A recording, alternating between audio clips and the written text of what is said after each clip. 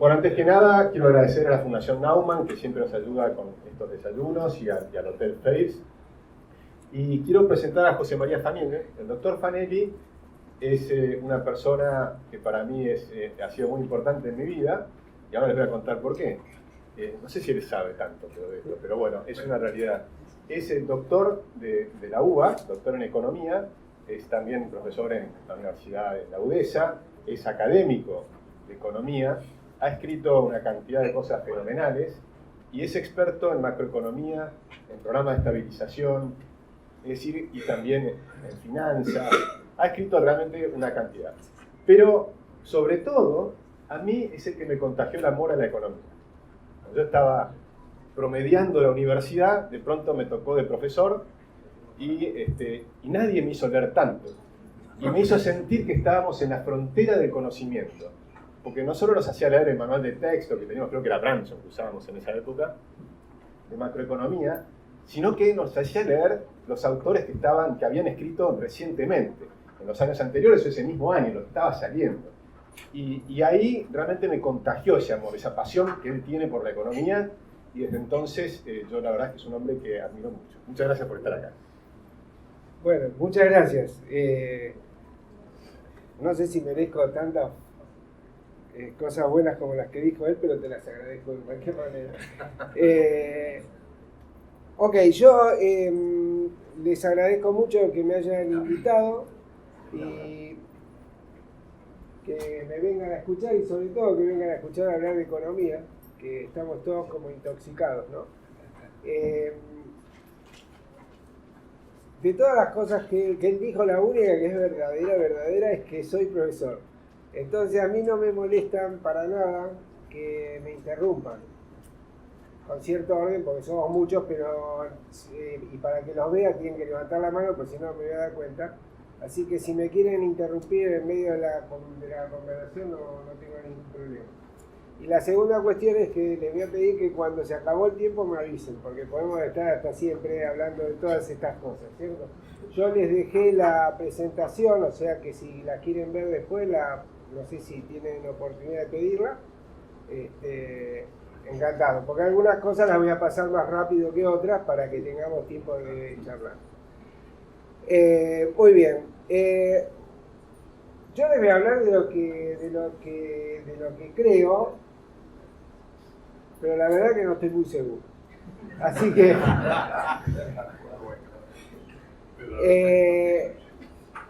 es una invitación a que todos pensemos juntos sobre esto. Y la verdad es que es tan complicado que... Muy bien, la primera cuestión acá es que quiero hacer algunas distinciones, porque muchas veces discutimos como si Argentina estuviera con un problema económico como todos los países tienen todo el tiempo, y no tenemos un problema económico como todos los países tienen todo el tiempo. Tenemos un problema de inestabilidad. Son dos cosas que voy a enfatizar. Una es un problema de inestabilidad. Inestabilidad no es lo mismo que fluctuación cíclica. Todos los países tienen fluctuaciones cíclicas, nosotros estamos con un problema de inestabilidad. ¿Cuál es la diferencia? Los desequilibrios estables, los ciclos revierten en la tendencia a largo plazo. ¿Qué quiere decir? La economía va creciendo así como mi brazo, y a veces va por abajo, a veces va por arriba, pero va creciendo con una cierta tendencia. Además, la volatilidad es acotada, o sea, suben, bajan los precios, pero es acotado. En estas condiciones alcanzan los instrumentos usuales de política fiscal y monetaria para el ciclo. Eso lo que quiere decir es que yo tengo un sector público que más o menos lo puedo manejar, tiene un cierto déficit en el ciclo. Cuando el ciclo va para abajo, hace lo contrario cuando el ciclo va para arriba, y si tienen un buen gobierno no hacen mucho lío con todo esto, ¿cierto? Son políticas conocidas típicamente los países en América Latina, los que tienen mejor política macro, tienen inflation targeting, o sea, tienen target de inflación, que es lo que quiso hacer Federico Sturzenegger acá, y bueno, obviamente no tuvo éxito, pero esto es un país normal. Por ejemplo, si no hubiera tanto lío en Chile, pondría de ejemplo a Chile, porque es lo que hacen. Si uno mira a Chile, ¿cierto? Tiene la mejor macroeconomía de la región. Después hay otros países que tienen otra macro buena, pero en la región Chile, sin ninguna duda, creo que incluso el problema que tiene Chile es que tuvo mucho éxito en esto y se atrasó en otras cosas. Pero en esto es para imitar, sigue siendo para imitar. Nota al pie de página porque se habla tanto de Chile. Todo el mundo habla de que Chile tiene problemas, etc. La verdad es que tiene un problema muy serio, pero tiene una gran ventaja, que todo lo que voy a hablar de acá en adelante no lo tiene. Entonces, si tiene que resolver algún problema, tiene con qué. Y tiene con qué porque antes hizo las cosas mejor que nosotros. Punto. No es de Chile la conversación, así que si no les gustó, igual tenemos que seguir. Desequilibrios inestables. ¿Qué quiere decir esto? Las fluctuaciones no revierten a la tendencia, o sea, voy para abajo y después no vuelvo. Ahora vamos a ver las cuestiones. Entonces, la recesión se puede convertir en depresión. Un poco esto es lo que le pasa a Europa hoy, ¿cierto? Que tuvo la crisis de 2008-2009 y no volvió a la tendencia de crecimiento que tenía antes, ¿cierto? Se quedaron boyando por otro lugar. Y nosotros, para mí, lo que tenemos hoy es una depresión, no tenemos una recesión. Obviamente la depresión tiene recesión, pero no toda recesión es una depresión, ¿cierto? ¿Qué tiene de característico las cuestiones inestables que hay? Salida de capitales, sudden stop, que quiere decir, es una forma fancy de decir, te presto, no te presto más. ¿Cómo no me prestamos? No te presto más. Entonces es mucho más terrible que cuando te dicen te presto un poquito, te presto menos, no te da tiempo. Es lo que le pasó a Macri, ¿cierto? En abril del año pasado. Te presto, no te presto más. Eso es terrible porque es muy difícil arreglarlo. Caída de depósito, esto si salen a la calle lo pueden ver.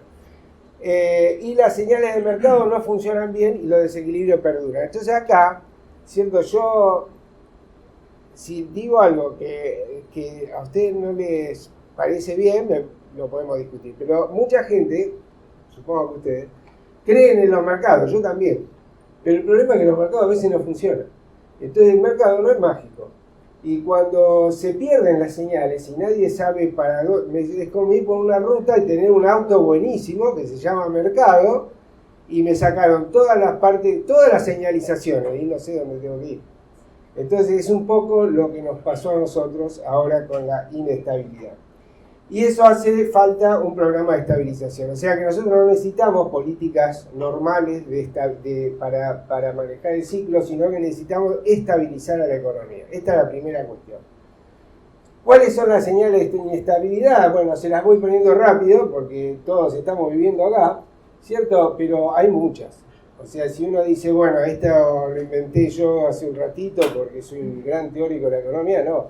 Todo esto que puse ahí, ¿cierto? Lo estamos viendo en los diarios todos los días. Cuando digo que nos sacaron los carteles que señalizan y no sabemos para dónde tenemos que ir con el auto, me estoy refiriendo a todo esto, ¿cierto? Nadie sabe si ustedes van a hacer un proyecto de inversión para exportar. Me encantaría que me digan cuál es el dólar que van a tener cuando madure el proyecto. Entonces uno puede decir, no, sí, el mercado funciona bárbaro, sí, funciona bárbaro si tenés confianza en que te van a devolver la plata, te van a respetar los derechos de propiedad, el gobierno tiene una política más o menos razonable. Bueno, entonces todas estas cosas para mí son señales clarísimas de que no tengo que tratar un problema de ciclo, sino que tengo que tratar un problema de estabilidad que es mucho más importante. Si no me creyeron, miren, estos son todos los... estoy acá, me caigo en una recesión y después vuelvo. Bueno, fíjense todos los episodios que tuvimos, no es que te caes y volvés, te caes y volvés a tener otro episodio, lean acá. Son 10 años. Entonces, por ejemplo, a vos que sos alemán por ahí te hace mal, pero es así. Entonces, fíjense que no volvemos, ¿cierto? Estamos todo el tiempo fluctuando y no es un ciclo, es un problema de inestabilidad permanente. Muy bien, son 10 años. Acá, como ven, le puse signo de interrogación porque no sé por qué, pero le puse. Muy bien. Esto creo que es la cuestión central de mi charla, literalmente. Allá está el año 2003, acá está el año 2019. Le hice una tarea muy complicada que no les puedo explicar, que es sacar un promedio. Saqué el promedio de cuánto nos llevamos los argentinos en dólares todos los meses. No parece muy difícil, ¿no? Entonces agarré, dividí y me dio 908 millones de dólares por mes. O sea, nosotros para vivir acá necesitamos generar por la cuenta capital, o sea, para poder atesorar dólares, 908 millones de dólares por mes. Esto da 12 mil millones de dólares por año. Ahora hicimos un ajuste brutal, ¿cierto? Tenemos una recesión, no importamos nada, etcétera, para tener un superávit comercial que no llega a esto. Entonces, ni siquiera haciendo un esfuerzo enorme podemos conseguir esta plata. Esa es la primera cuestión. Obviamente ustedes saben, los mercados son muy crueles. O ajustan por cantidad o ajustan por precio. ¿Cierto? Entonces, si yo quiero esta cantidad y la tengo, el dólar está estable. Yo voy, compro 900 millones de dólares siempre al mismo precio. Pero si no tengo esto, que no lo tengo, entonces ¿qué pasa? Nada, el precio sube, porque no hay tantos dólares como la gente quiere. Bueno, está bien, el argentino es así, 908 millones de dólares, pero fíjense lo que pasa cuando hay crisis. Cuando hay crisis, estamos en un problema terrible, porque no queremos 908, queremos 1900, o 2200, o, ese no lo puse porque salió antes de ayer el dato, 2500. Entonces, a ver, piensen 2 minutos. Si yo me quiero llevar 2.500 millones de dólares por mes, eso da como 30.000 millones de dólares por año. El fondo nos prestó 40.000 y nos hizo toda la política económica. ¿Me están siguiendo? Igual no hicimos nada de lo que dijeron, pero de cualquier manera trataron. Lo que quiero decir, estamos en una locura, esto no existe, no puede funcionar la economía así. Y esto tiene problemas gravísimos. ¿Por qué? Porque el tipo de cambio que me da cuando la gente quiere 2.500 millones de dólares, sí, por mes, es un tipo de cambio altísimo. Y el tipo de cambio altísimo, el tipo de cambio altísimo significa precio de los alimentos altísimo. Y precio de los alimentos altísimos significa que se nos multiplican los pobres. Y que se nos multiplican los pobres quiere decir que la gobernabilidad de este país se hace muy frágil. Es re simple. Tenemos un dólar de qué? Yo lo llamo esto es lo que les dije antes, ¿cierto? El 67% de su superávit comercial después del ajuste para financiar esto. Pero ¿cómo lo llamo yo? ¿Cierto? Lo llamo dólar temor, porque con incertidumbre la ahorrista se dolariza y la economía se hace bimonetaria y con un dólar carísimo.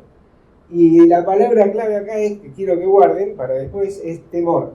Nosotros vivimos la economía del temor. El que es pobre, protesta, porque tiene miedo. Y el que tiene plata, como yo, por ejemplo, que no es que soy rico, pero soy de clase media, soy profesional, puedo ahorrar. Tengo suerte porque solo los dos últimos deciles de la distribución del ingreso ahorran en la Argentina. Entonces, cuando digo rico, no estoy hablando de la nieta de Amalita Fortabate, estoy hablando de todo el que tiene capacidad de ahorrar en la Argentina. Tengo miedo, entonces compro dólares. Compro dólares, no hay para todo, y le pongo el peso al dólar terrible y es como una máquina de destruir pobres. Una pregunta, ¿y esos 2.000 millones de dólares mensuales que nos llevamos los argentinos, ¿no? Pero, ¿cómo se distribuyen? ¿Qué son? ¿Empresas? ¿Son personas? No, son personas. Mira, el mes pasado, esto que no les puse acá, pero es más o menos, el que les puse corresponde a 1.200.000 personas que compraron en promedio 1.100 dólares. Este mes, el último que salió, o sea, septiembre, hubo 1.690.000 personas que compraron más o menos lo mismo.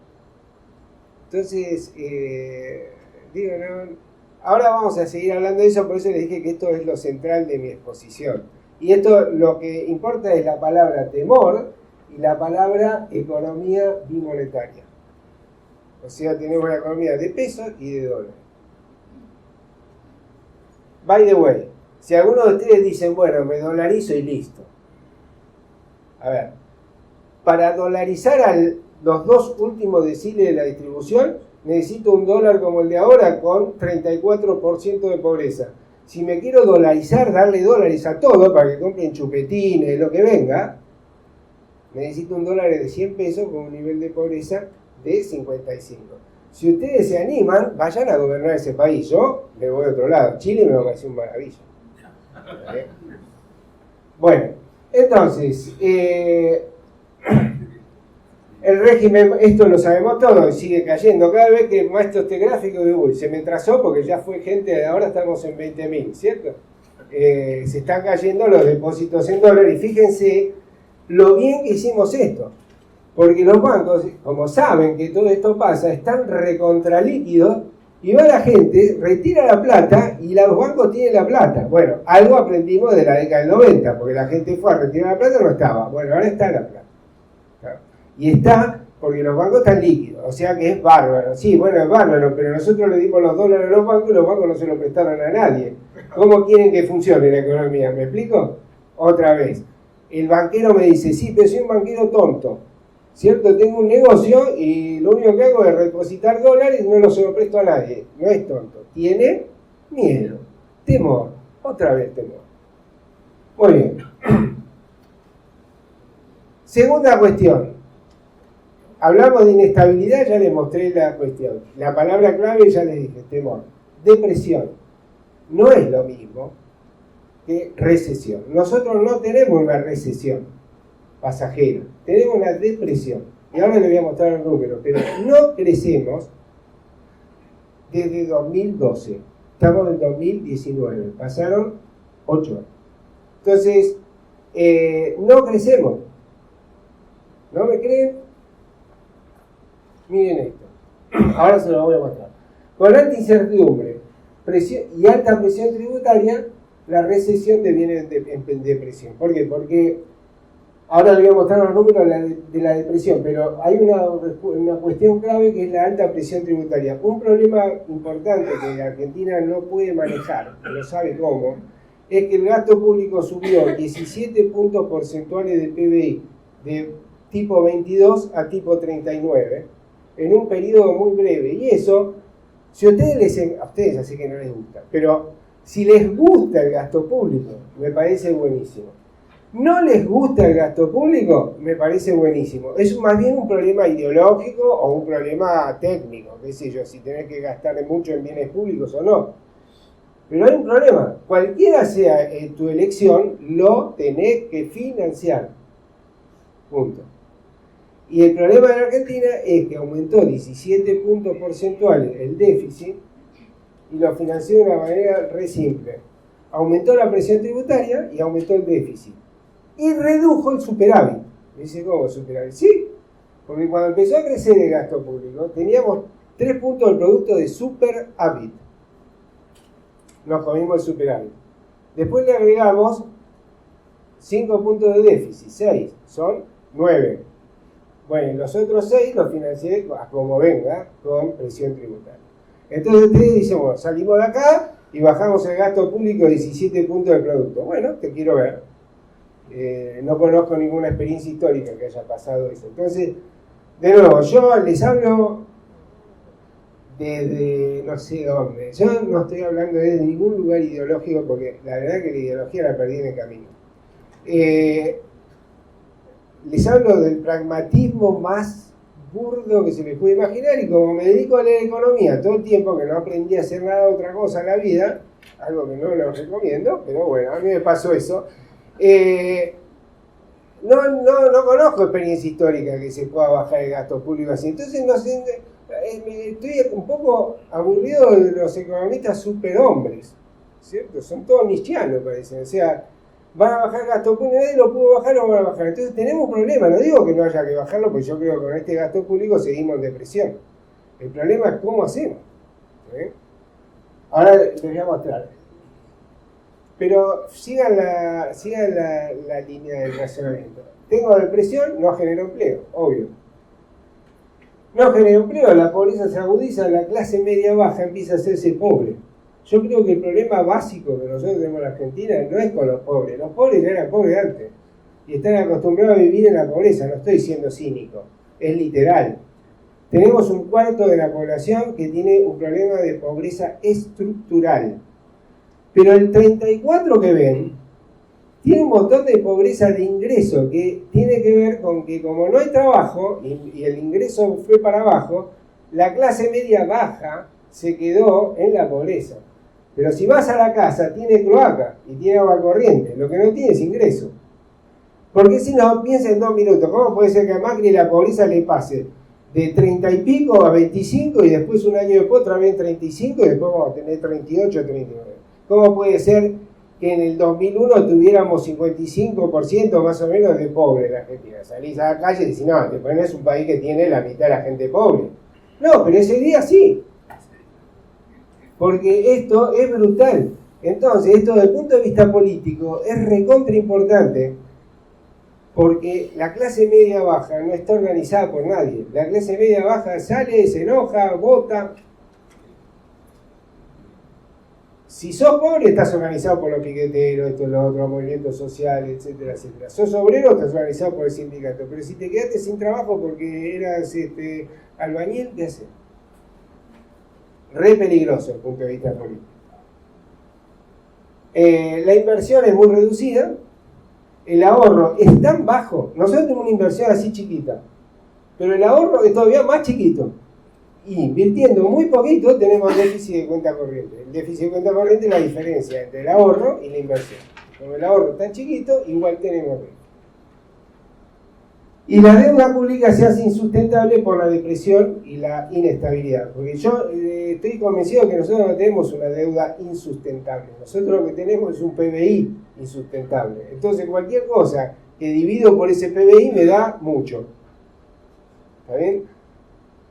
Muy bien. Esto es del fondo. O sea, esto es historia ya porque el stand-by se cayó. Pero es muy útil para ver. El fondo no se caracteriza por ser súper de izquierda, hasta donde yo sé. Bueno, miren lo que eran las proyecciones del fondo. Esto es el déficit fiscal, esto es el superávit primario, y esto, pero lo que me importa es esto, ingresos fiscales. El fondo proponía que suban, no que bajen. Porque no hay magia. ¿Entienden? O sea, bajar la presión tributaria en este país es recontra difícil. Macri dijo, voy a bajar las retenciones. ¿Las bajó? Sí. ¿Y después qué hizo? Y bueno, yo prefería que me las deje antes y me las vaya bajando de a poquito. Pragmatismo. Muy bien. Esto es lo que le pasa a un país que tiene un gasto público enorme. Como tiene un gasto público enorme, los salarios tienden a ser altos para el nivel de productividad que tenemos, y lo que te pasa es esto.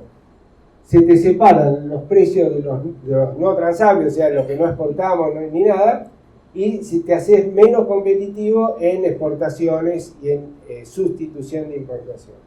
Ahora lo corregimos, como ven acá, ¿cierto? Por la fuerte devaluación que tenemos, que la cara positiva de la devaluación y del temor es que nos hicimos recontra competitivos en un montón de cosas. Muy bien, y por si no me presionan lo de la depresión, acá tienen el PBI per cápita, está ahí, parado, chin, chin, chin, chin, pero parado. Y de hecho, el PBI per cápita nos está cayendo 1% por año, porque como está parado y la población crece, el PBI per cápita se cae. Muy bien.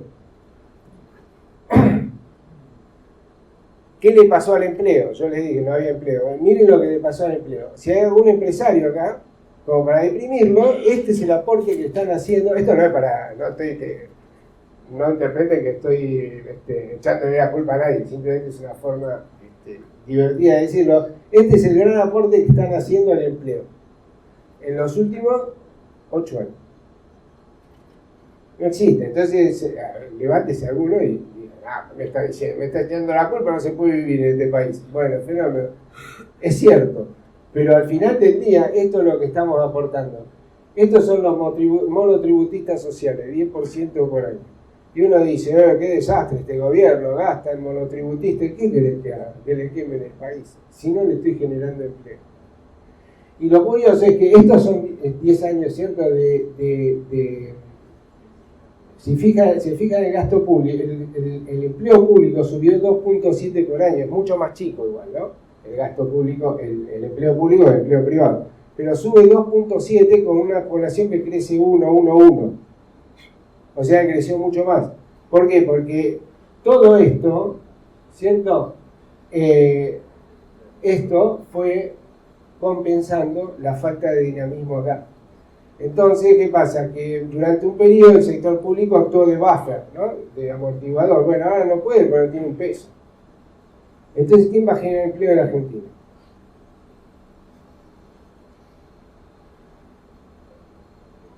Si no hay empleo, no hay gobernabilidad. Acá, en la China, en Alemania, en Estados Unidos, en cualquier lado, tomen un político al azar y pregúntenle, ¿qué es lo que más te preocupa? El empleo. Nadie gana elecciones si no genera empleo. Acá lo que es trabajo independiente es esto. Esto que está acá. Que son los profesionales, qué sé yo, los albañiles o lo que sea que tienen. Bueno, el albañil, de hecho, me exageré porque entra acá. Hay un monotributo. Y después hay un monotributo más, perdón la expresión, berreta. Y después están todos estos que se quedaron sin trabajo y vinieron para este lado.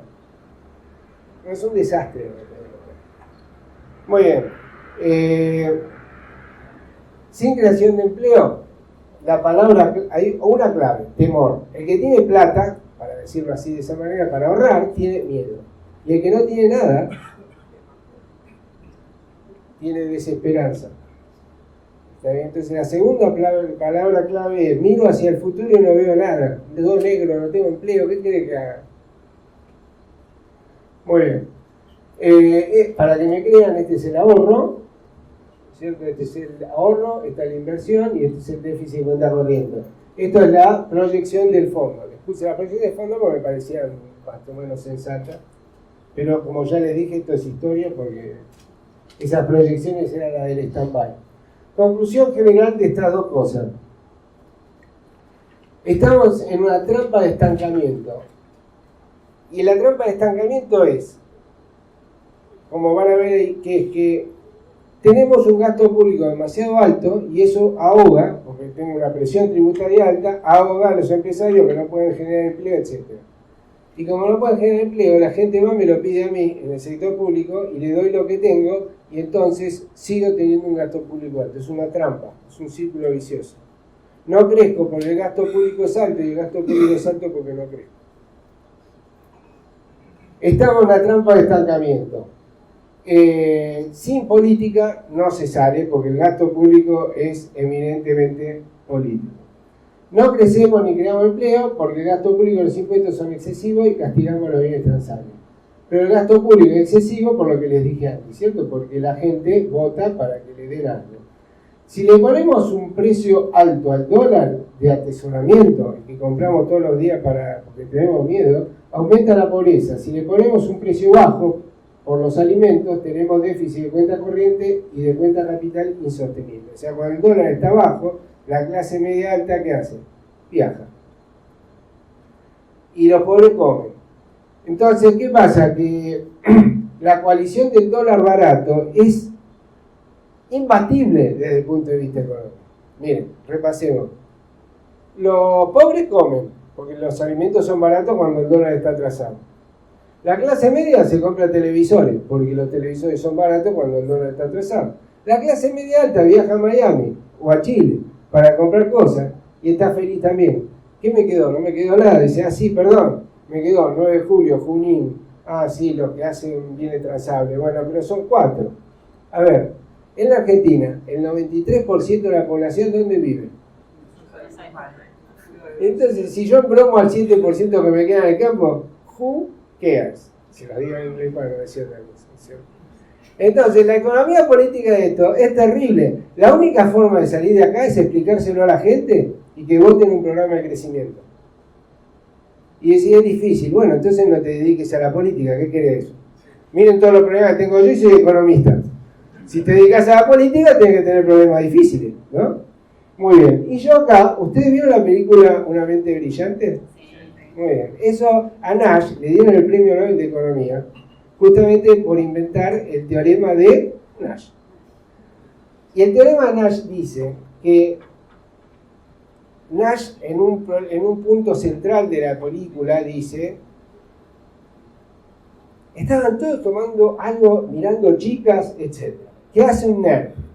Un nerd anda por ahí y dice: me di cuenta, miren lo que dice, me di cuenta porque se equivocó, ¿quién? Adam Smith, nada menos. El tipo dice, me di cuenta, ¿y por qué? Porque Adam Smith dice, si todos nosotros hacemos lo que corresponde a nuestros intereses, logramos, ¿cierto?, con nuestras actividades, lo mejor para toda la sociedad. Y Nash dice, hay situaciones en las cuales cada uno de nosotros hace lo que le conviene desde el punto de vista social, y sin embargo, para el nivel agregado llegamos a un resultado que no le es bueno a nadie. Es un desastre. Muy bien. Yo les pregunto, ustedes, es el ejemplo adaptado para el nivel socioeconómico de ustedes. Ustedes van y tu hijo lo mandás a una universidad buena, se la pagás, tu hijo dice, mi papá me quiere. Y un día te ve que vos agarrás, llamás al banco de afuera y decís, sí, estoy mandando $10.000, qué sé yo.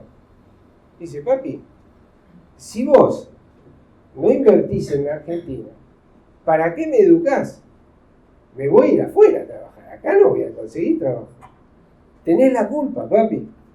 Entonces dice, hijo mío, ven, te voy a explicar. Lo mejor sería, en un mundo smithiano, que yo tome el dinero, lo coloque en un banco, el banco preste el dinero, genere empleo, y tú, hijo mío, con el capital humano que tienes, conseguirás empleo.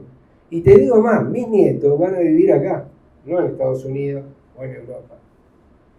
Óptimo de Pareto. Buenísimo. Pero, hijo mío, a tu padre no le han dado esa alternativa. A tu padre le han dado la alternativa. ¿Quieres poner tus dólares en un banco que te ponga un corralito o te lo llevas a otro lado? Y tu padre hizo lo mejor para nuestra familia, que es ahorrar afuera y dejarte sin empleo. Es peor para todos. Entonces, ¿por qué lo hacemos? Re fácil, porque ningún economista leyó a Adam Smith. No. Después de Adam Smith, hay mucha gente que escribió. Por ejemplo, Douglas North. ¿Y qué dijo? Que si no hay institucionalidad, la economía no puede funcionar. Que Adam Smith también lo dijo. Para ser sincero, no nos matemos presos a Adam Smith porque se la pasó hablando de instituciones en la mitad del libro, ¿no? Pero bueno, no importa, no tenemos tiempo de hablar de todo.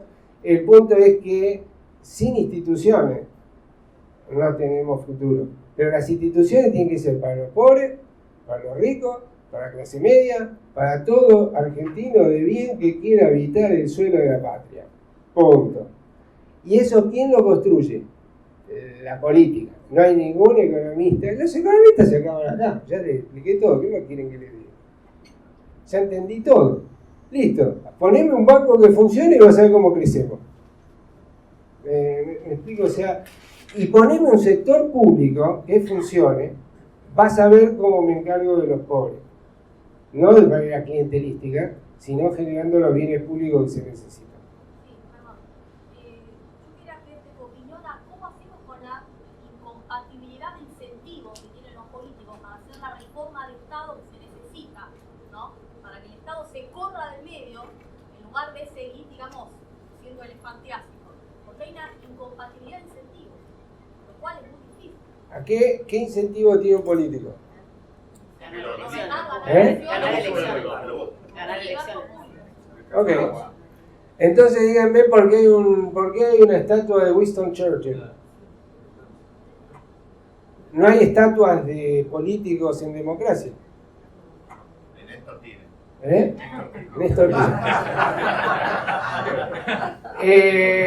A ver, los políticos tienen muchos incentivos. Los empresarios tienen incentivos malos o no? Todo el tiempo. Dice, te vendo algo podrido y le cambio la fecha de vencimiento. lo podés hacer, ¿o Claro, no? Sí, pero no te compran más. Público, ¿Eh? digamos, No te no es compran más. compatible quizás con la gobernabilidad que ellos pretenden, ¿no? No, Quizás me equivoco. no, yo ya dije que yo no hablo desde el saber, yo hablo desde lo que me pareció hasta anoche. Por ahí me hace cambiar hoy. El punto es que si exageramos la parte mala de los incentivos de los políticos, nos olvidamos de hacer política y de hablar para incentivar la parte buena. Entonces, si yo me dedicara a la política, lo que quiero es una estatua, no quiero plata. Estatua. Entonces, la cuestión es armar un esquema, ¿cierto? Donde los que trabajan, ¿ustedes qué vinieron acá? ¿Les pagaron? ¿Están produciendo algo? No, lo que se sentaron acá y a ver si entiendo algo, equivocadamente porque hablaba yo, pero bueno. El punto es que te sentás acá y decís, no me gusta la Argentina que veo, no me gusta. A ver, read my lips, no me gusta, estoy dispuesto a poner plata. Yo quiero que mis nietos vivan acá. ¿Quién no se dio cuenta? Los desequilibrios se superan cuando la sociedad, escúchame bien, se piensa, se mira y no se gusta. Claro, metacognición, digamos, sí. Si no, a ver, si no, para probarme tu argumento me tendrías que traer un planeta Tierra donde nadie tiene $50.000 de PIB per cápita, donde nadie tiene el mayor capital humano del planeta, donde nadie inventó nada, no hay literatura, no hay pintura, no hay nada de lo que nos hace humanos. Entonces, el punto es que, a ver, no quiero hablar de lo que no sé, estoy hablando como el ciudadano Fanelli, ¿no? Yo creo que a los políticos no les podemos permitir que tengan malos incentivos, punto. Y todos votamos. Entonces, la verdad que en Argentina tenemos un problema importante. Pero bueno. Pregunto, vos preguntabas antes por qué negocio buscan los bancos y por qué no prestan plata. ¿Por qué prestarían plata si tienen un negocio atado en una tasa monstruosa?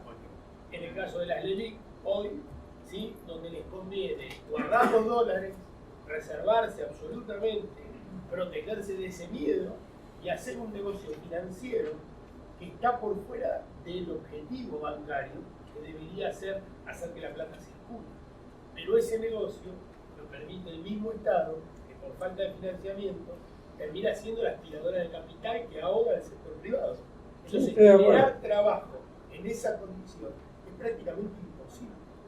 Es prácticamente imposible porque no hay capital de trabajo. El capital de trabajo hoy lo absorbe el Estado, se financia a los bancos a través de las LELIC a tasas monstruosas, genera tasas de retorno que son imposibles de lograr en nivel productivo, y no se puede generar trabajo.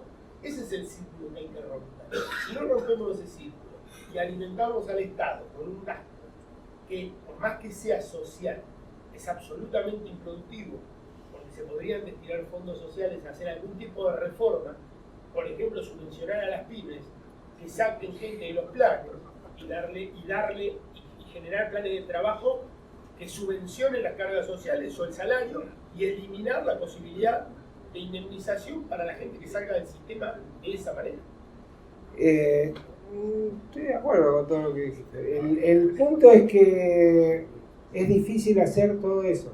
Claro. Entonces, nada, lo que uno trata de ver es qué problema tengo, qué soluciones existen y cómo podría ser para implementarlas. A mí lo que me molesta es que vos digas todo eso y yo lo hubiera hecho en 15 minutos. Dice, mirá, me explico, yo estoy de acuerdo que ese es el problema que nosotros tenemos. Y lo que alimenta a las LELIC, justamente al final del día, es el temor. ¿Por qué? Por una cuestión simple, porque el gobierno sale a colocar todo eso para que vos no te vayas a dólares. Exacto. ¿Cierto? Entonces volvimos del círculo vicioso. O sea que estoy de acuerdo con todo lo que dijiste, no estoy en desacuerdo. El punto es cómo romper el círculo vicioso. Bueno, programa de estabilización más reforma para el crecimiento inclusivo, ¿cierto? Para mí el programa de estabilización hace falta con lo que dije al principio, el programa de crecimiento hace falta porque si no creamos empleo no vamos a tener estabilidad política y tiene que ser inclusivo porque tenemos un montón de pobreza. Punto. Yo creo que esto se entiende re simple, ¿no? O sea, no se me ocurre cómo podemos salir de otra manera, pero obviamente todo está equivocado. ¿Qué es lo que no está funcionando ahora? Se lo paso rápido, ¿cierto? Porque lo conocemos todos, ¿cierto? Lo que está pasando, lo que no está funcionando, y vos lo dijiste probablemente mejor de lo que está escrito. Pero hay dos cosas, ¿cierto? O sea, uno después si nos queda tiempo podemos discutir qué tenemos, porque tampoco es que no tenemos nada. Hay mayor competitividad por el tipo de cambio real, esto no lo buscó nadie, es un hecho, ¿cierto? Pero es importantísimo. Y lo segundo es que tenemos un superávit comercial y menos déficit primario en el sector público, porque, ojo, porque Macri hizo un ajuste infernal. El gasto público federal, no el de las provincias, el federal bajó 5 puntos del producto casi. Eso es una locura, una barbaridad, es re difícil hacer eso. Pero mientras pasó eso, las provincias se la pasaron bomba. ¿Está bien? Entonces uno dice, bueno, ¿y cuál es la probabilidad de que Macri convenza a un gobernador? 0. Bueno, si tenemos suerte por ahí, como todos los gobernadores casi son peronistas, de pronto se dan cuenta y van a tener que ajustar, van a tener que poner su cuota. Porque hasta ahora viene ajustando el sector nacional, ¿cierto? Muy bien, pero esto está, o sea, no es que no ajustamos nada, las tarifas no son las de 2015. ¿Está bien? Y después podemos ir hablando de otras cosas, pero bueno, para ir cerrando lo que yo les dije. ¿Qué es lo que hicimos mal? Y lo que vamos a tener que pedir. Una es eso que les dije, otra es negociar con el fondo. Si no negociamos con el fondo, fuimos. Pero el fondo, cuando vino, cometió un error gravísimo. ¿Cierto? ¿Qué es? Fíjense, nosotros lo llamamos porque había un sudden stop. Y nos dijeron, bueno, miren, les vamos a prestar casi todo lo que necesitan. Y nos dieron una barbaridad de plata, porque la verdad es que lo que nos dio el fondo es una barbaridad. Entonces dijeron, miren, tomen, pum, les pusieron todo esto. Van a ver que cuando toda esta gente que dice él que va a comprar el LIC, qué sé yo, cuando vean toda esta plata, se van a calmar, no va a haber más temor. Dice, bueno, buenísimo. ¿Y cuándo te devuelvo la plata? Ah, la plata me la devuelves en el 2022, 2023 me tenés que devolver toda esta plata, 72% de lo que te estoy dando ahora. Que, bueno, no te hagas problema, solamente representa el 25% de tus exportaciones. No puedo vivir de esa manera, entonces está mal hecho. Y si no vengas, porque si me vas a dar la plata en 15 minutos, la gente que dice, esto van a estar bien, 15 minutos. Bueno, a eso agréguenle que después hubo una incertidumbre política. Está mal hecho, entonces el fondo ahora tenemos que ir y decirle, ¿viste ahí donde pusiste 2022, 2023? Bueno, tachá el 2, pero este 2. ¿Está bien? Porque no te podemos devolver la plata. Sí. Sí, pero vos sabés bien que el fondo te presta esto con la expectativa de que eso se va a renegociar, porque este tipo de préstamos termina siempre en un IIF, un IFF, sí, a 10 años como hizo Ucrania, etc. O sea que el fondo no se cree, eso que vos estás poniendo ahí, nadie en el fondo se la creyó. O sea, yo creo que tampoco el gobierno se la creyó, porque sí, como vos decís, los números no dan. Estamos de acuerdo, nadie se lo creyó, pero lo escribieron. Sí, está bien, pero con la expectativa, el stand-by es stand-by por definición. La idea es que vos el stand-by lo reemplazás con algo de más largo plazo. No, en eso estamos de acuerdo. Pero si me das un stand-by que nunca diste por 56.000 millones de dólares y me haces como haces con un stand-by de 10.000 y me va a dar un montón. Se estaba mal hecho. O sea, realmente estaba mal hecho lo del fondo y no lo digo desde hacerme el inteligente. Pregúntenme, ¿y qué hubieras hecho vos en el gobierno?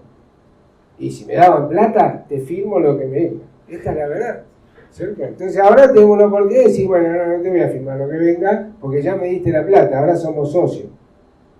¿Está bien? Y necesito que me des aire, porque si no crezco, este país no lo gobierna nadie. Y eso tiene sentido. Y si ¿qué? ¿No me crees?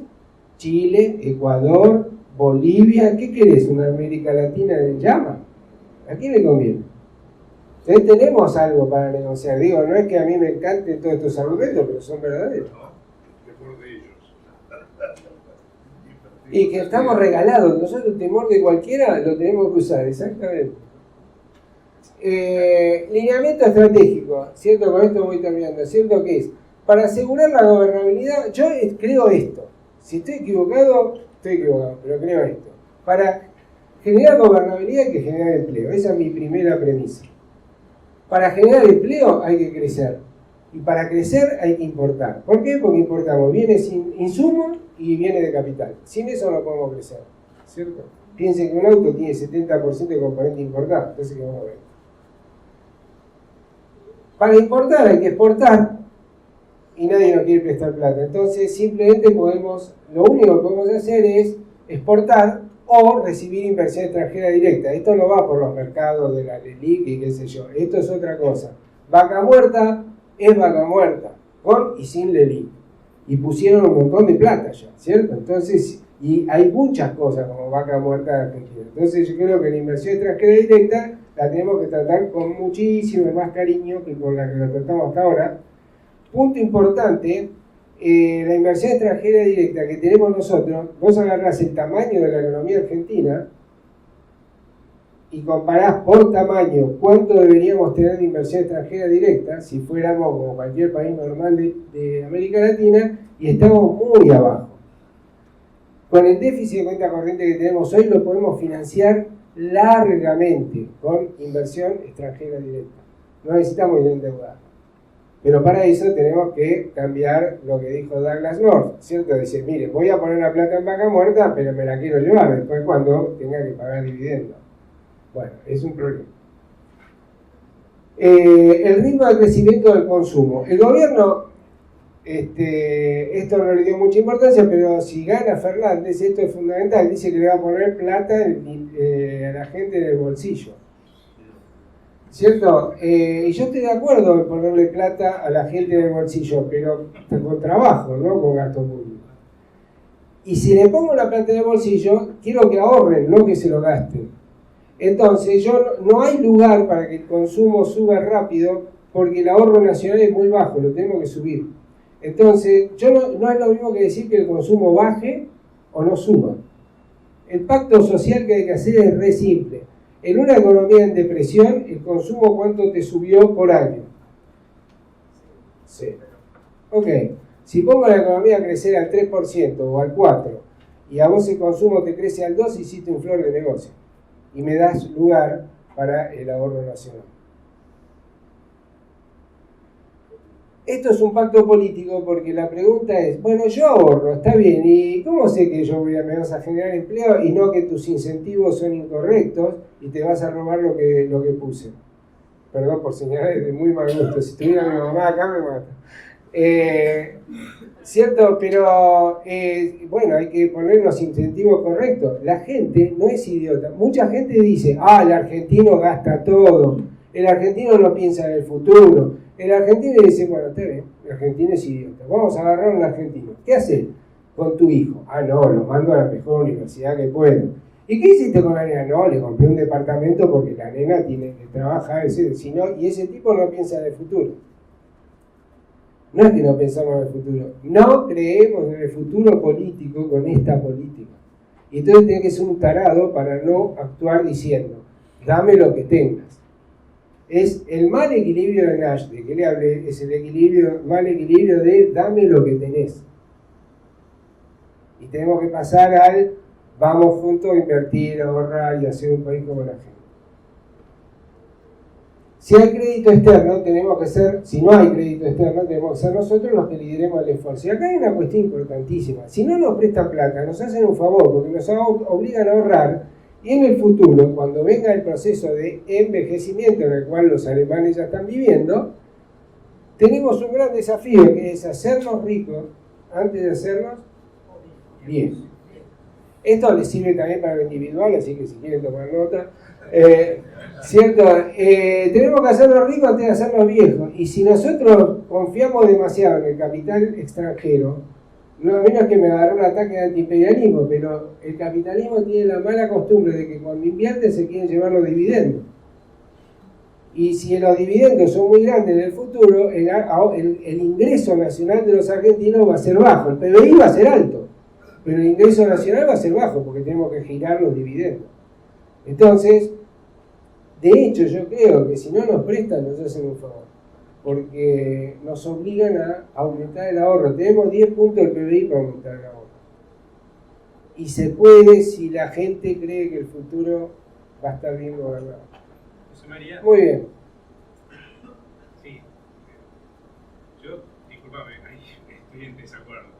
Claramente si vos tenés inversión productiva en un país que viene de afuera, el grado de crecimiento de los ingresos va a ser mucho más alto y la riqueza va a ser mucho más alto porque hay parte de la riqueza que se genera acá y queda acá, que son los sueldos, que es lo que se lleva el tipo de dividendos. O sea que es un win-win. El problema es que nosotros no generamos los incentivos para que eso pase. Entonces no vienen y somos siempre pobres. Pero Sí, claramente la a seguridad futuro social. nos genera un saldo positivo seguro en términos de riqueza per cápita. No, estoy de acuerdo con eso. Ah, por eso, realmente siempre es un aporte de inversión extranjera. No, sí, estoy totalmente de acuerdo. El punto es otro, y te agradezco la intervención porque así queda más claro. Tomá Corea. Corea hizo justamente en la etapa del bono demográfico, que es la que estamos nosotros, trató de hacerse rico antes de hacerse viejo. ¿Cuánto invertía? 30% del PBI.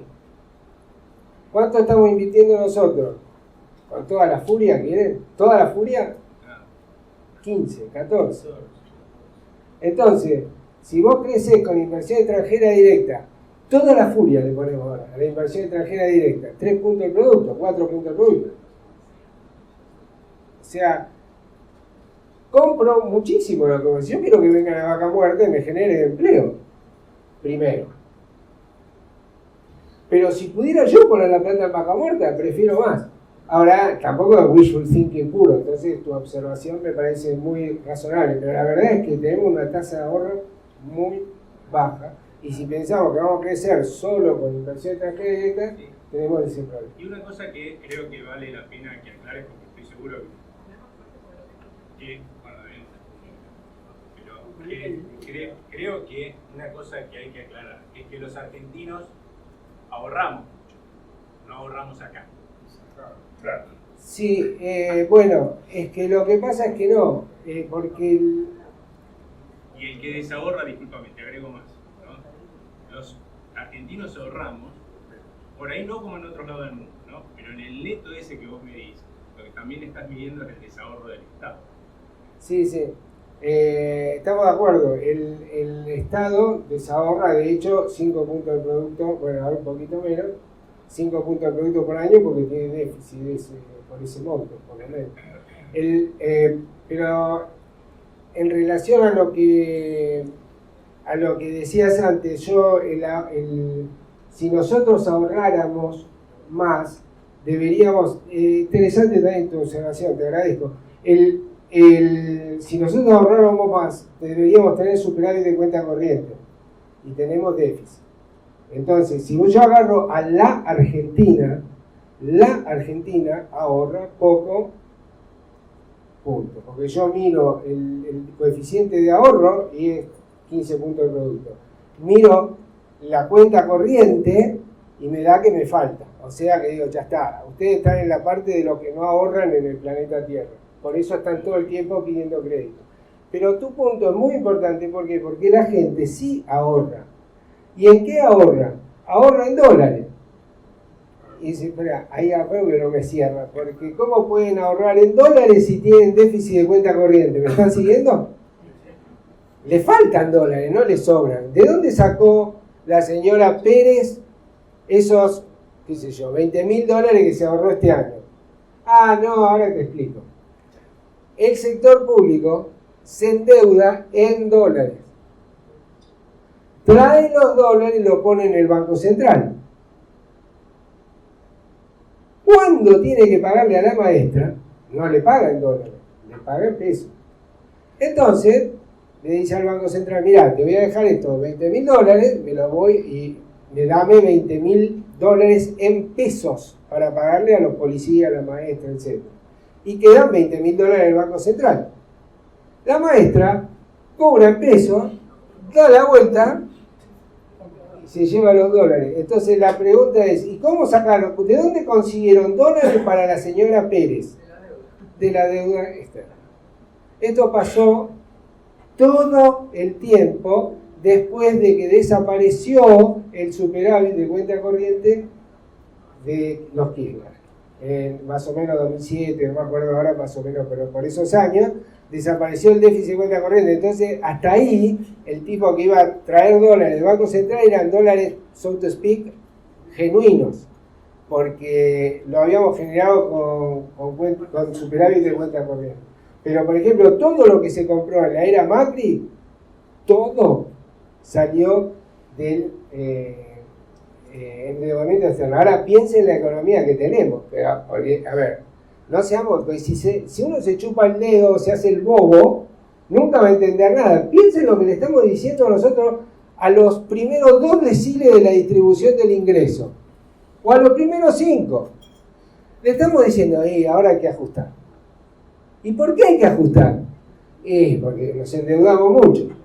Dice, pero flaco, yo no me endeudo, dólares no tengo. Y ahora le vamos a pedir a toda la población que ajustemos para poder pagar la deuda, y los que se quedan con los dólares son los quedamos con los dólares, somos los 2 primeros deciles de la distribución. Nadie lo hizo adrede, acá no hay explotadores, etc. But, at the end of the day, yo le estoy pidiendo eso a la gente. Entonces tenemos que tener mucho cuidado porque estamos pisando un campo minado por la estupidez y la irracionalidad de mucho tiempo de malas políticas económicas, pero es lo que tenemos.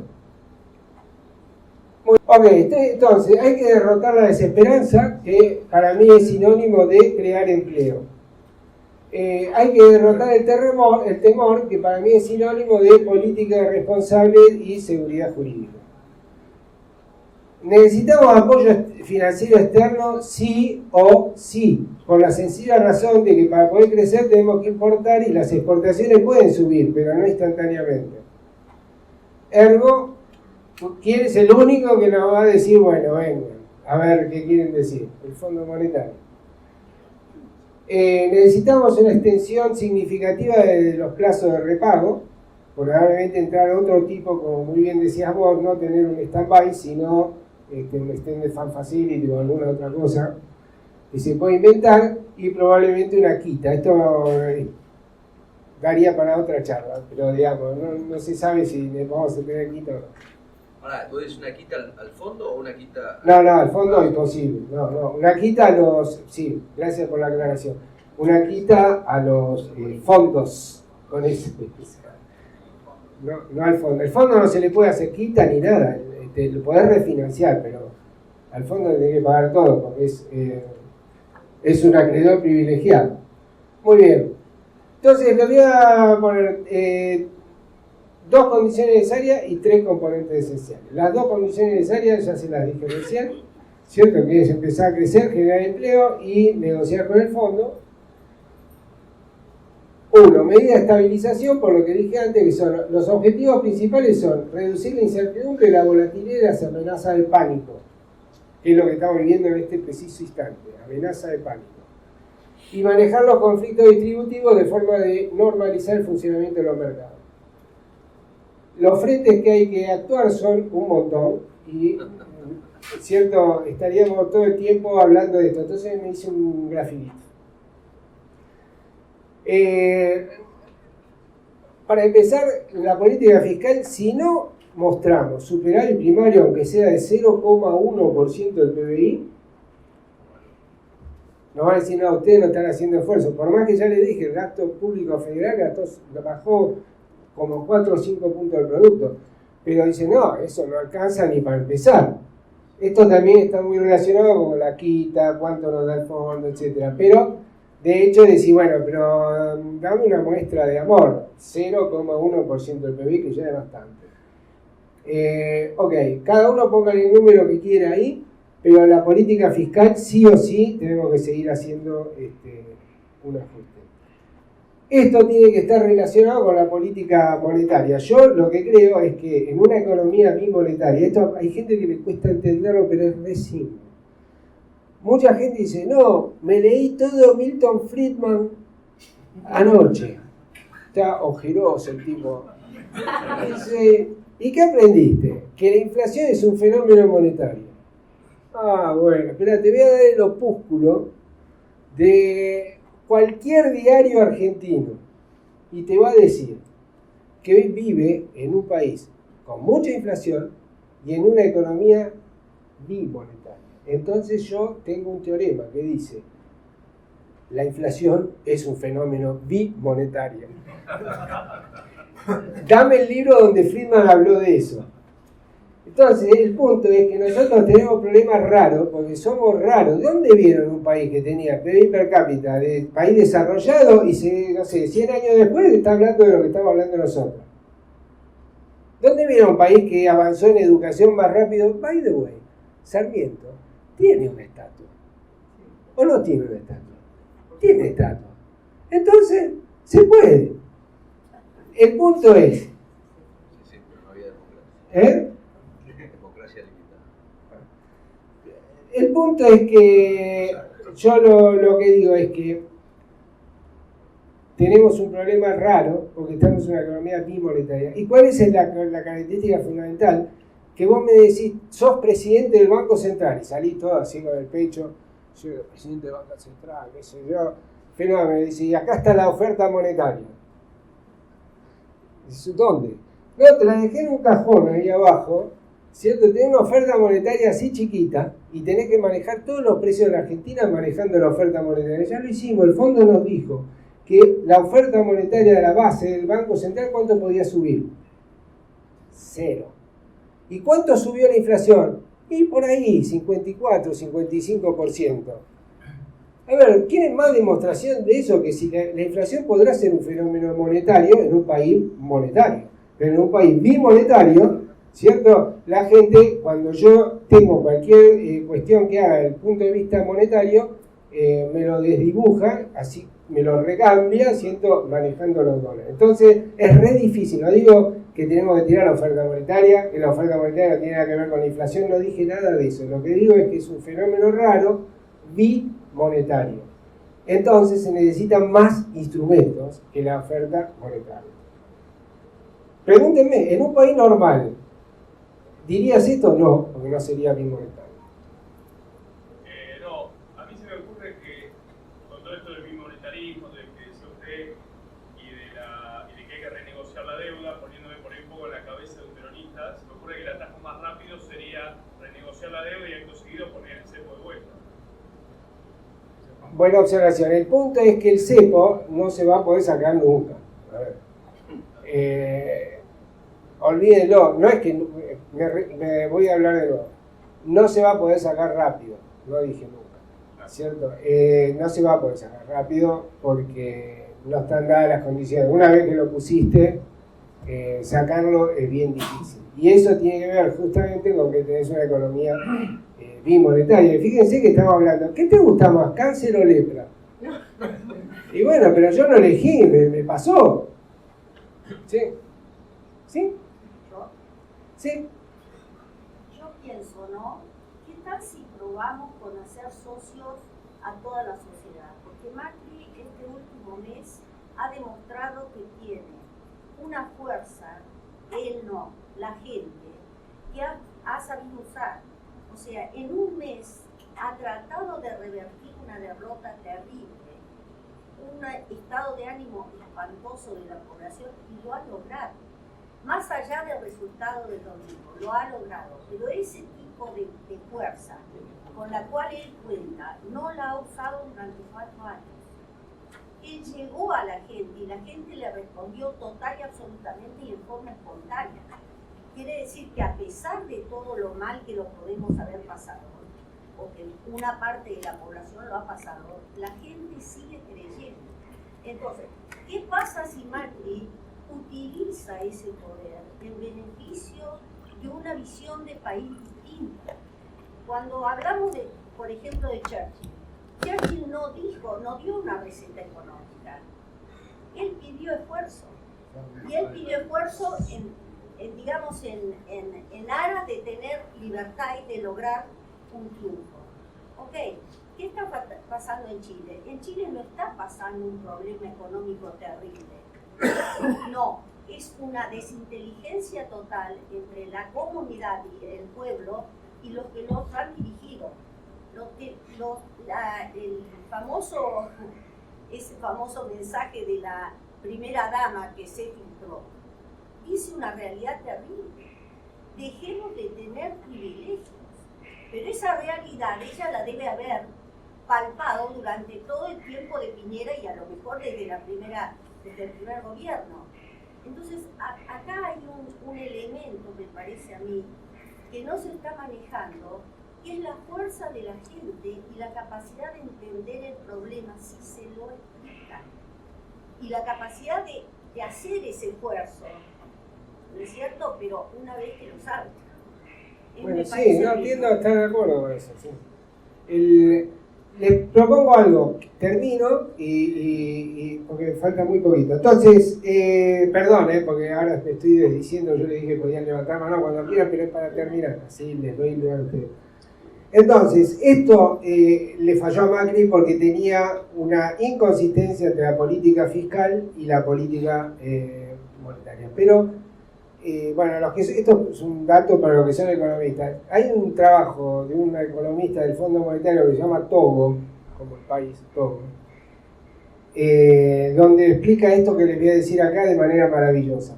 Nosotros tenemos un problema y es que en economía, que se habla mucho de la dominancia fiscal, que es que yo no puedo tener un superávit, de un déficit grande y manejar la oferta monetaria porque al final, alguna vez el gobierno va a venir y me va a decir que emita para financiar y pagarle a la maestra. Y esto es verdad. Pero justamente lo que uno a veces se olvida es que hay otra cosa, hay otra válvula de escape, que es la deuda pública. Esto es lo que pasó a Macri. Para ser más o menos consistente esto, en la época de Sturzenegger, se sobreendeudó acá, ¿cierto? Entonces hay tres cosas que hay que tomar en cuenta. Entonces yo lo que propongo, concretamente, es que el próximo gobierno que tengamos, si quiere hacer las cosas bien, diga que quiere tener un banco central independiente, lo cual me parece bárbaro, pero también yo quiero que tenga una secretaría, un organismo de manejo de la deuda pública más independiente que el Banco Central, o igualmente independiente del Banco Central. Basta de ir a financiar con deuda a un año de manera ridícula como estuvimos haciendo ahora, hicimos varias veces antes, ¿cierto? Entonces, acá esto no se enfatiza mucho y yo creo que acá esto tiene que ser independiente del poder político, punto. Hay que eliminar al vago. Bueno. Hay que eliminar al vago. Sí. Muy bien, pero ¿qué pasa? Que como yo creo también que aunque hagas todo esto, igual en una economía bimonetaria es difícil manejarla, para alinear las expectativas, yo creo que también van a necesitar en algún momento políticas importantes de ingreso, que quiere decir que van a tener que tener acuerdos, ¿cierto? Sobre todo si el gobierno de los peronistas está mucho más, manejan más a los sindicatos, los gobernadores, etcétera, etcétera, tienen que alinear las expectativas, porque si nosotros ponemos la oferta monetaria en 0 y los sindicatos negocian en 45, no va a funcionar. Eso no lo diría en una economía monetaria, pero sí me parece que es importante en una economía bimonetaria. Bueno, los componentes esenciales son reformas estructurales, esto lo dejamos por si lo quieren discutir, ¿cierto? Paciencia, persistencia y voluntad política, ¿cierto? Porque todas estas reformas que puse acá son re fáciles de escribir, me tardé menos de un minuto en escribirlas, pero hacerlas es recontra complicado. Yo el proyecto de investigación más grande que hice en mi vida, terminó hace unos 10 años, estudiamos todas las reformas de paso del comunismo al capitalismo y de los países emergentes, la reforma estructural de los 90, y lo que más me quedó de eso, estudiamos muchos países, y lo que más me quedó es que el que gana es el que tiene esto: persistencia, voluntad política, y le pega a la secuencia con que hay que hacer la reforma. ¿Qué es lo que hay que hacer primero y qué es lo que hay que hacer después? El ejemplo para mí óptimo son los chinos. Los rusos dijeron, bueno, nosotros somos socialistas. Se levantaron un día y dice, no, me cansé, ahora soy capitalista. Dice, y los capitalistas, no, capitalistas no tenemos porque nosotros antes éramos socialistas. Y la propiedad privada, y tampoco. Entonces, ¿qué les quedó? Una oligarquía que se adueñó de las empresas privadas. ¿Qué hicieron los chinos? Los chinos dijeron, momento, vamos despacito. Entonces hicieron Town and Villages. ¿Qué era eso? ¿Vos querés inversión extranjera directa? Vení. Se los voy a traducir del chino al castellano porque si no, no van a entender. Berazategui, ahí podés invertir. Buenísimo. ¿Y La Plata? No. La Plata ahí no se puede invertir, ahí es socialista. Pero Berazategui capitalista. Y se mataban, claro, tenían mano de obra barata. Seguridad jurídica, porque estaba el Partido Comunista, y dijeron, bueno, ahora que salió bien en Berazategui, Quilmes, Lanús, y ahora tiene toda la China. Está bien, o sea, lo hicieron despacito, con persistencia, y le salió bastante bien. Y bueno, ahora tienen que una pequeña tarea que es hacerse democráticos, pero bueno. No, que es interesante porque está la famosa Middle Income Trap, en la cual nosotros estamos, porque somos Middle Income y estamos en Trap, ¿cierto? Que es que una vez que tuviste éxito en la economía, como bien, perdón, yo tuteo a todo el mundo, como bien dijiste vos, tenés que tener éxito en la política, que todos se sientan que están trabajando. Bueno, termino con un dibujito. Esto es la casa de la Bauhaus, ¿cierto? Muy bien, ¿qué dijo Gropius? Citando, empieza la línea recta manda. Muy bien, no sé si ustedes conocen, entran a Viena, en tren, y ven un trabajo que hizo este señor, Hundertwasser. Por ejemplo, te agarra, qué sé yo, como se agarra acá en Puerto Madero, agarra una casa vieja y hace estas cosas maravillosas. Y dijo, la línea recta es una maldición del diablo. ¿Qué les gusta más, Gropius o esto? Y las dos cosas me gustan a mí. Cada uno hace lo que siente, lo que se puede hacer, etcétera, etcétera. Entonces, yo digo, mi estrategia para la Argentina, patchwork. El patchwork es el enfoque ecléctico de la reforma y puede ser armónico y bello, ¿o no? Ok, ¿qué patchwork tenemos? Bueno, yo les voy a decir una cosa, nos quedaron, de todo esto que hablamos, nos quedaron la pequeña suma de 300.000 millones de dólares en el exterior, o en el interior de vuestros hogares. El chiquitaje, o sea, todos ustedes, yo, los que tenemos una pequeña suma en dólares para ahorrar porque tenemos miedo, etcétera, etcétera, tenemos la pequeña suma de 200.000 millones de dólares. O sea, tenemos 200.000 millones de dólares abajo en el cajoncito de la mesa de luz. ¿Qué pasó en el 2001? En el 2001 tuvimos una crisis y todo el mundo se iba porque la Argentina ya está, se había acabado. ¿Cierto? 2002 devaluamos en enero. ¿A qué tasa estaba creciendo la economía en el último trimestre del 2002? Al 10%. Y tuvimos varios años de tasa china.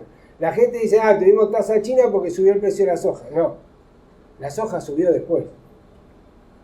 ¿Cierto? Teníamos un tipo de cambio real que era brutal, entonces nada, empezamos a crecer, exportábamos, lo que sea.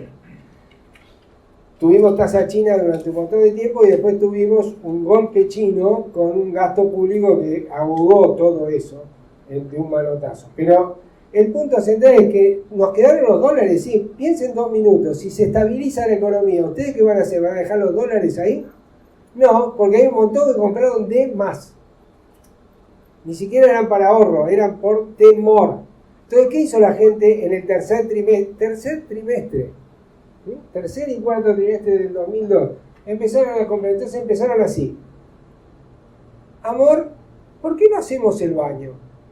Y dice, pero fíjate lo que vale, $2.50. Te haces el baño. Y dice, ay, pero qué lindo que quedó, ¿por qué no hacemos el comedor? y trata de generar empleo, ¿cierto? En el campo tenían un tipo de cambio altísimo, empezaron a comprar departamento en Rosario, la hicieron de nuevo. Y eso pasó casi instantáneamente. Tenemos recursos naturales, litio, vaca muerta, etcétera, para empezar sin hacer nada prácticamente. Podés empezar a mover el consumo con todo esto que les dije. La gente empezó a hacerse el baño, a comprar cosas, a comprar autos. ¿Cuánta gente no renovó el auto durante todo este tiempo? Porque decís, cayó la venta de autos y también se me puso viejo el auto a mí. La gente empieza rápidamente a gastarse los dólares, eso que los quería como si no sé qué, se los empieza a gastar. Entonces reactivás con eso, reactivás con los bienes transables. Si haces las cosas relativamente bien, renegociar la deuda, te va a venir inversión extranjera directa y tenemos para crecer 5, 6, 7 años a tasa muy alta, porque como estábamos sin crecer, ¿cierto? Vamos a salir creciendo alto. Y si tenemos un gobierno con los incentivos correctos, para citar a quien me dijo antes, podemos salir. Y además tenemos una juventud maravillosa. ¿Por qué? Porque yo doy clase hace 30 años en este país. Y nosotros tenemos un grupete de gente brillante, que viven todos por acá. Entonces yo siempre le digo a los chicos, ¿cuál es tu tarea? Es re simple. Tenés la suerte de que te educaron bien, comiste bien desde que eras chiquito. Y tenemos mucha gente así. La ciudad de Buenos Aires es hermosa porque la gente que vive acá tiene un montón de ideas, son empresarios. Y yo les digo, la tarea de ustedes es tirar del carro para que salgan de la pobreza el 25% este que nos quedó rezagado. ¿Cierto? En el fondo lo que les estoy diciendo es, ¿por qué no retomamos el proyecto de Sarmiento, o pongan el nombre que quieran? Sarmiento estaba en San Juan, perdido, se fue a Boston, miró las escuelas y dice, esto lo quiero para Argentina. Llegó acá y dije, pero ¿qué estuviste tomando en Boston? Bueno, también hacía cosas en Boston. ¿Qué estuviste haciendo en Boston? Y dijeron, mirá, andá a ver un gaucho. Vas a ver si lo vas a poder poner en la escuela. El tipo fue por el gaucho y dijo, sí, lo voy a poner en una escuela. Y lo puso en una escuela. ¿Cierto? Entonces, ¿de dónde salió esta cosa que tenemos nosotros de que no se puede hacer nada, etcétera, etcétera? Tenemos millones de problemas, ¿cierto? Pero termino con un lugar común. Crisis igual oportunidad. Bueno, gracias.